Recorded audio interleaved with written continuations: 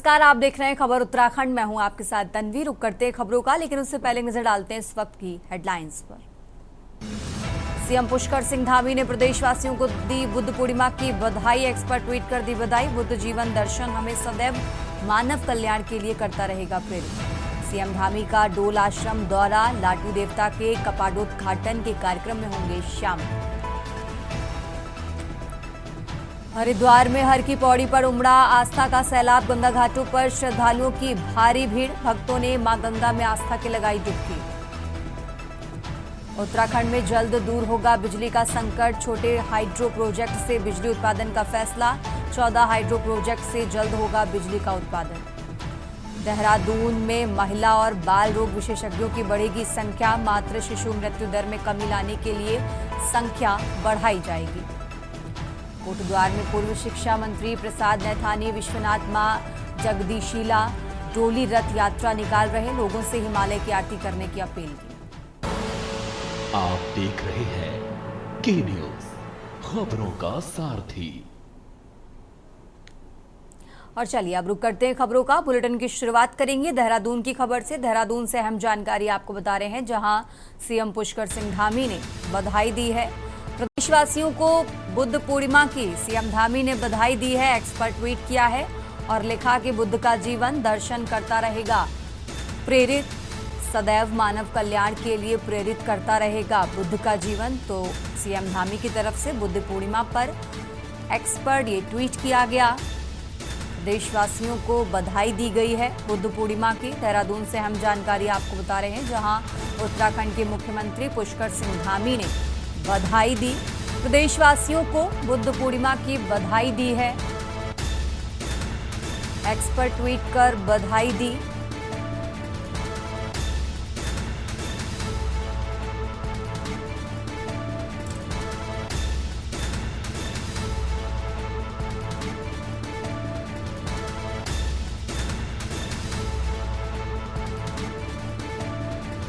तो देहरादून से अहम जानकारी आपको बता रहे हैं।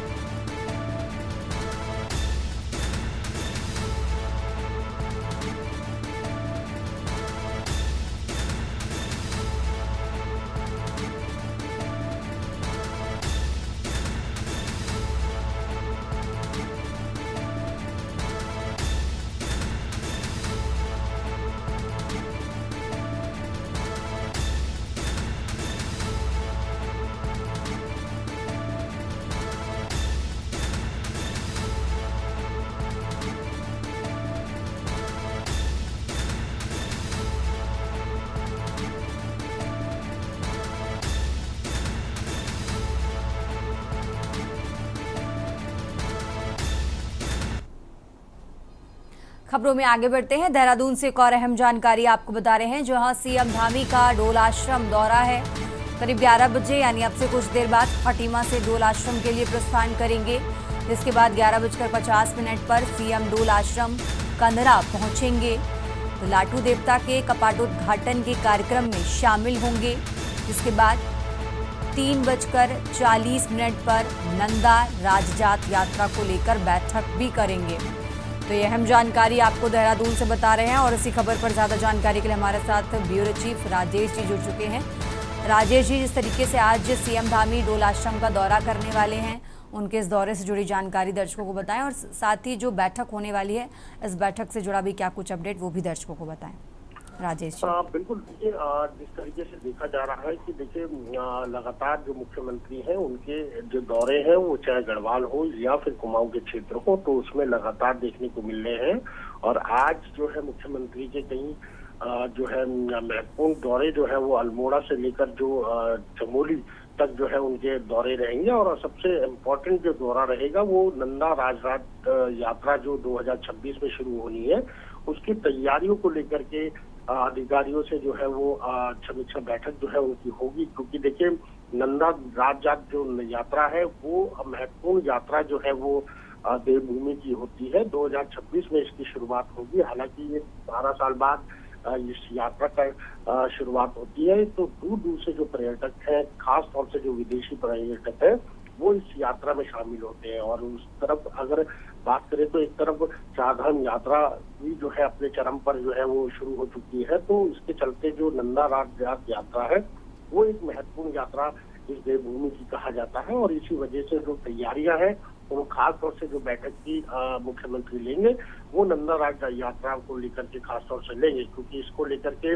बड़ी प्लानिंग जो है वो यहाँ पर मुख्यमंत्री ने की हुई है। और सरकार हमेशा जो है इस यात्रा को लेकर के काफी मुखर जो है वो दिखाई देती है। और यही वजह है कि आज मुख्यमंत्री इस महत्वपूर्ण यात्रा को करेंगे। इसके साथ साथ जो कई ऐसे दौरे हैं, चाहे वो अल्मोड़ा की बात करें, लामबगड़ जो है वहां पर जाएंगे। और देखिए, इसके साथ साथ चमोली में जो सिद्धि पीठ है लाटू देवता, वहां के भी दर्शन जो है वो मुख्यमंत्री करेंगे। तो कहा जा सकता है कि आज महत्वपूर्ण बैठकों का दौर जो है वो मुख्यमंत्री का है। और सबसे इम्पोर्टेंट जो बैठक है वो नंदा राज यात्रा यानी कि 2026 की तैयारी को लेकर उच्च स्तरीय जो जिलाधिकारी है और साथ ही जो अधिकारी है उन लोगों के साथ उनकी महत्वपूर्ण बैठक होगी।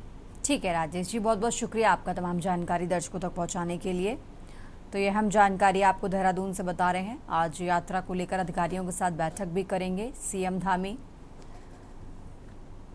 और विभिन्न धार्मिक और प्रशासनिक कार्यों के लिए आयोजित कार्यक्रम,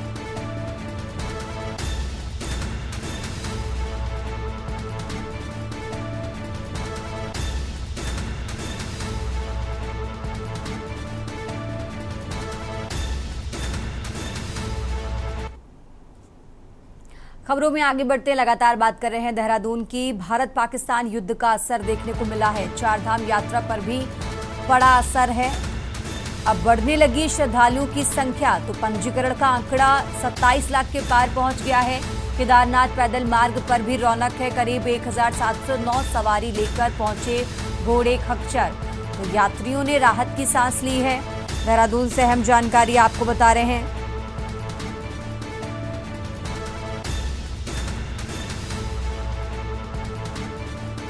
और इसी खबर पर ज्यादा जानकारी के लिए हमारे साथ राजेश जी लगातार जुड़े हुए हैं। राजेश जी, इस तरीके से बीते दिनों भारत और पाकिस्तान के बीच जो तनाव रहा कई राज्यों में और साथ ही चारधाम यात्रा में भी उसका असर देखने को मिल रहा था, लेकिन अब धीरे धीरे जो हालात हैं वो सामान्य होते जा रहे हैं। राजेश जी, बिल्कुल, देखिए, जिस तरीके से जो कश्मीर में आत्मघाती हमला आतंकियों की वजह से हुआ और उसके बाद भारत और पाकिस्तान के बीच जो कंट्रोवर्सी पैदा हुई और जिस तरीके का माहौल जो है पूरे देश भर के लोगों ने, दुनिया के लोगों ने देखा कि लगातार जो भारत की तरफ से पाकिस्तान को जो है इसका जवाब भी जो है वो दिया गया। लेकिन अब चीजें जो है वो 24 घंटे के बाद से देखा जा रहा है कि सामान्य तौर पे जा रही है, युद्ध पर विराम लगता हुआ नजर आ रहा है। और यही वजह है कि देखिए, जो आम श्रद्धालु है, खासतौर से जो देवभूमि में आना चाह रहे थे, उनकी इस यात्रा को लेकर के, चारधाम यात्रा को लेकर के एक बड़ा असर जो है वो देखने को मिला। जब कपाट खुल रहे थे तो तब संख्या जो है 20 लाख से ज्यादा जो श्रद्धालुओं की बढ़ती हुई नजर आई थी रजिस्ट्रेशन को लेकर। लेकिन कहीं ना कहीं अब ये बीच में जब तक ये भारत और पाकिस्तान की कंट्रोवर्सी चल रही थी, इसके चलते जो है यात्रा पर भी इसका असर जो है वो देखने को मिला। लेकिन जिस तरीके से सामान्य स्थितियां होती जा रही हैं तो कहीं ना कहीं यात्रा पर भी इसका असर पड़ता हुआ दिखाई दे रहा है। यानी कि अब तक बात करें तो यात्रियों की संख्या अब बढ़ती हुई नजर आ रही है। यानी कि 2000 अब इस बार की जो संख्या है वो 27 लाख जो है श्रद्धालुओं ने अपने रजिस्ट्रेशन जो है वो चारों धामों के लिए करा लिए हैं।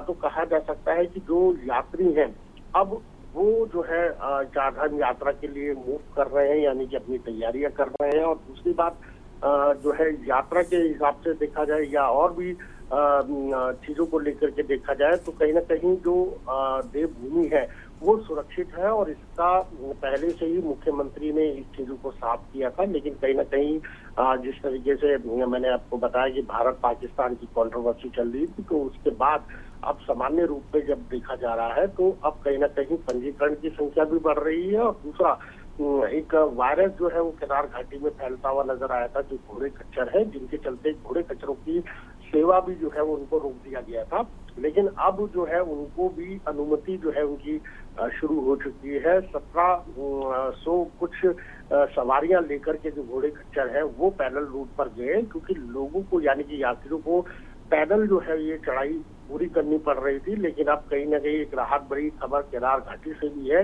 कि अब जो श्रद्धालु है वो घोड़े खच्चर का प्रयोग कर सकते हैं। तो यात्रा में एक बड़ी अहम भूमिका जो है इस यात्रा में रहती है, केदारनाथ यात्रा में स्पेशली, जो घोड़े और खच्चर यात्रियों को जो मंदिर तक ले जाते हैं और लेकर के आते हैं। तो कहा जा सकता है, देखिए अब यात्रा में संख्या भी बढ़ती हुई नजर आ रही है और जो स्थितियां हैं वो खास तौर से देखने को सामान्य मिल रही है। तो अब आगे जो यात्रा की उम्मीद जताई जा रही है कि ये आंकड़ा जो है वो दिन पर दिन बढ़ता हुआ नजर आए, और तमाम जो तारीखी तैयारियां हैं वो सरकार की तरफ से कर ली गई है। जी ठीक है राजेश जी, बहुत बहुत शुक्रिया आपका तमाम जानकारी दर्शकों तक पहुंचाने के लिए। और ये देहरादून से खबर आपको बता रहे हैं, भारत पाकिस्तान के बीच जो तनाव था वो अब खत्म हो चुका है और इसका सीधा असर चारधाम यात्रा पर भी देखने को मिल रहा है। यात्रियों ने राहत की सांस ली है। चारधाम यात्रा पर इसका सीधा असर पड़ा है। अब बढ़ने लगी श्रद्धालुओं की संख्या। तो पंजीकरण का जो आंकड़ा है वो 27 लाख के पार पहुंच चुका है। देहरादून से खबर आपको बता रहे हैं, केदारनाथ पैदल मार्ग पर भी रौनक है।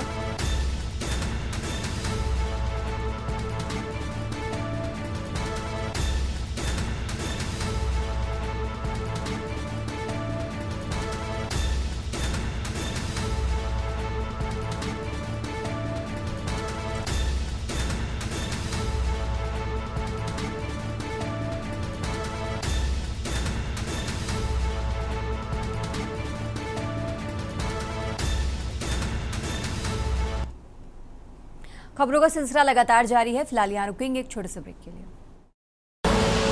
आप देख रहे हैं के न्यूज खबरों का। ब्रेक से वापस आ चुके हैं। रुक करते हैं खबरों का। अब खबर देवप्रयाग से है, जहां ऋषिकेश बद्रीनाथ राष्ट्रीय राजमार्ग पर 3 धारा के पास एक कार और ट्रक की भिड़ंत होने का मामला सामने आया है। हादसे में कार चालक घायल हो गया। घायल के मुताबिक सड़क के ऊपरी भाग से कोई पत्थर सड़क पर आ गया था, जिसको बचाने के चक्कर में उसकी ट्रक से भिड़ंत हो गई। बताया गया कि उसके साथ एक और अन्य साथी भी था। वो दिल्ली से केदारनाथ बाबा केदार के दर्शनों के लिए जा रहे थे। मौके पर पहुंची पुलिस ने जांच पड़ताल शुरू कर दी है। थाना प्रभारी महिपाल सिंह रावत के मुताबिक यात्रा मार्ग पर किसी भी प्रकार की दुर्घटना को लेकर वो पूरी तरह से नजर बनाए हुए हैं। जैसे ही खबर उन्हें मिली तो तुरंत घटनास्थल के लिए रवाना हुए। बताया कि सड़क दुर्घटना में कार चालक को हल्की चोटें आई हैं। बताया कि इस घटना में एक बड़ी दुर्घटना होने से बच गई।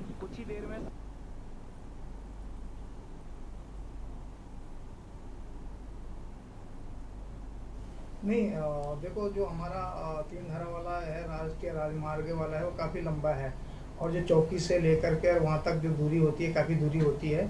तो इसलिए हमको जैसे ही सूचना मिलती है हम लोग तुरंत प्रयास करते हैं कि कम से कम समय पर हम वहाँ पे पहुँचे, और हमारी पूरी संयुक्त टीम लेकर हम लोग जाते हैं। ऐसे नहीं कि कोई सामान हमारा छूट गया, हमारा अधिकतर सामान बल्कि गाड़ी में ही रहता है। तो समय हो सकता है कोई सामान हमारे इधर रखने हैं उसको ढूंढने में, लेकिन हम लोग प्रयास करते हैं कि जल्दी से जल्दी पहुँच जाए वहाँ पे। और आज भी हम लोग वहाँ पे पहुँच गए थे, टाइम से पहुँच गए थे। और जो जिनकी गाड़ी एक्सीडेंट हुई थी उनसे वार्ता करके, दोनों से वार्ता करके, बल्कि उनका समझौता भी हो गया, तो इतना कोई गंभीर मामला था नहीं है। घटना हुई थी, मैं दिल्ली से केदारनाथ आ रहा था। और आपके दोस्त भी थे आपके साथ? मेरे साथ मेरा एक दोस्त था, और कहीं ना कहीं मुझे लगा कि बहुत सारी चीज़ें अच्छी होंगी। तो 2 तारीख को बाबा जी के दर्शन खुले, तो मैंने कहा सोचा चलते हैं। तो कल रात को मैं निकला था, सुबह जाके केदारनाथ में मेरी देवप्रयाग से पहले कुछ किलोमीटर पहले मेरा एक्सीडेंट हुआ। और वो हुआ कैसे, एक्चुअल में किसी पत्थर को बचाने के चक्कर में अपने आप को बहुत ज़्यादा नुकसान पहुँचाया, अपनी गाड़ी को बहुत डैमेज करा। एंड वो ब्रेक मारी तो वो पुश हो गया, तो वो जाके ट्रक के अंदर घुस गई।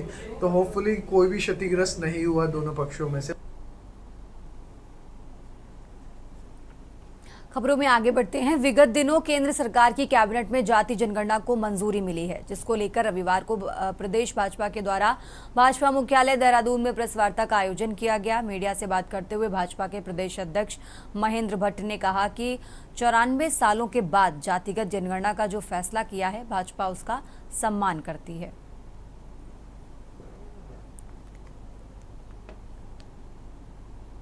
जातिगत जनगणना का हम लोग एक प्रकार से, हम ही नहीं पूरा भारतवर्ष लगभग आज़ादी के 94 साल के बाद देश के यशस्वी प्रधानमंत्री मोदी जी ने इस दिशा में एक कदम बढ़ाया है।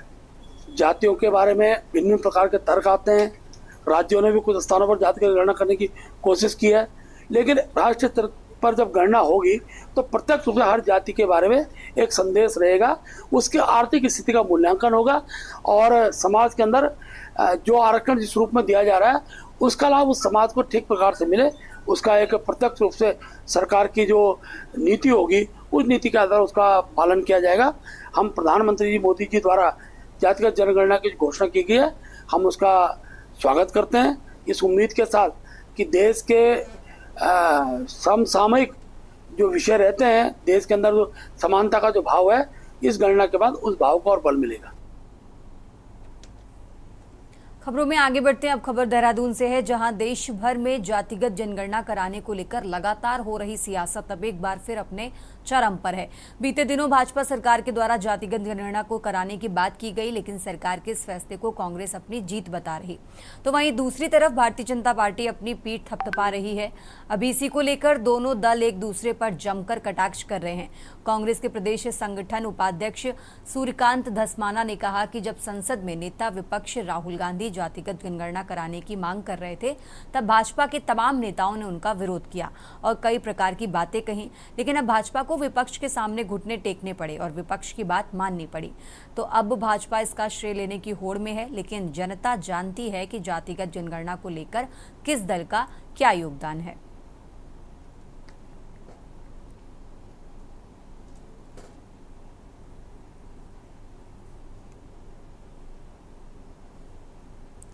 तो फिलहाल मेरे साथ बस इतना ही। आप देखते रहिए के न्यूज इंडिया। आप देख रहे हैं के न्यूज, खबरों का सारथी।